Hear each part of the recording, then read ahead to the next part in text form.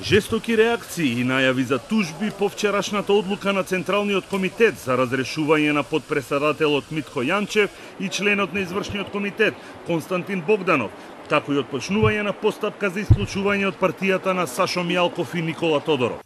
Секташка антимакедонска фракција, раководство кој има антизападни и антиевропски интереси и пропаганди, изолирана партија, полна со непотизам.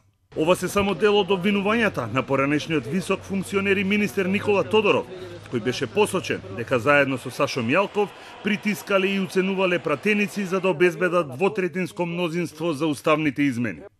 Ми исклучи од трансформираната фракција на ВМРО, трансформирана во антизападна, анти-ЕУ и анти-НАТО фракција, управувана од луѓе кои се водени и заробени од собствената суета и кои практикуваат застарени методи на политичко дејствување наметнато од старите удбашки структури кои се уште се поклонуваат на туги антимакедонски и антизападни пропаганди и интереси. Во таква антиреформска, антизападна, недемократска и антимакедонска фракција на ВМРО јас не се пронаоѓам, напиша Тодоров на социјалната мрежа Facebook. Заради дејствување спротивно на интересите на ВМРО ДПМН, но и на Македонија.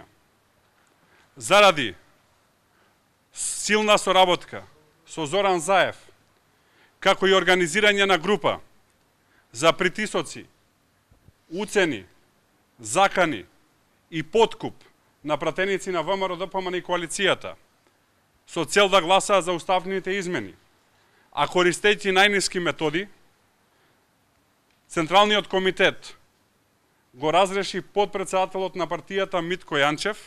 Сега веќе поранешниот подпредседател и актуелен градоначалник на Кавадарци Митко Јанчев најави тужба околу причините за разрешување и наводите за криминал, закани и уцени, како и соработка со премиерот Зоран Заев, кој ги изнесе подпредседателот Александар Николовски. Сабајлево, ќе бидам искрен, се слушнавме околу 9 часа со него, тој ми се јави лично, прво да ми се извини, поради тоа што неговото искажување на пресот беше нејасно и на некој начин ме стави во ситуација да ме обвини како да јас сум вршил притисок према пратеници и подкуп на пратеници. Николовски пак за Телма го промени ставот и кажа дека станува збор за недоразбирање и погрешно толкување на неговата изјава и дека причина за разрешувањето на Јанчев е разидувањето во ставовите и политиката на партијата. Тој додаде и дека во делот околу цените и заканите не мислел на неговиот колега Тодоров. Според Јанчев, судирот со раководството околу референдумот било пресудно за неговото разрешување. Мојот предлог за разрешување го коментирам само како една единствена причина, а тоа се моите и неговите неусогласувања во делот на размислувањата политички и во делот на демократските размислувања. Мислите околу референдумот, така?